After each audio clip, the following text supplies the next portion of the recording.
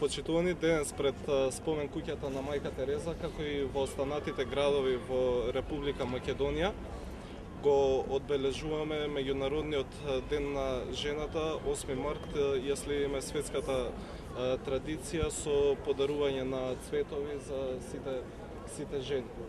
Со овој гест сакаме да им го честитаме денешниот празник на сите припаднички на понежниот и поистрајниот пол, кои се символ за честност, истрајност, храброст, сила и љубов. Жената е архитект на општеството и токму поради тоа го заслужува нашето внимание и нашата почит, не само овој ден, туку и во текот на сите денови, во текот на целата година. Уште еднаш среќен 8 март на сите припаднички на понежниот пол. Ви благодарам. Спасов, имам две прашања на кој. Како млад политичар, сметате ли дека се исполнети максимите на Цеткиќа во Луксембург за равноправност меѓу мажите и жените?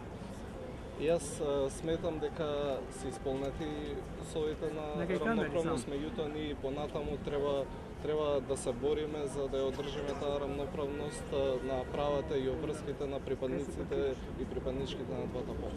Повторно, како млад политичар, независно од која партија доаѓа, де факто дека нема ни една жена градоначалник, имаме полноцен претинечки околу претиници, само две министри во 21 кабинети градоначалник.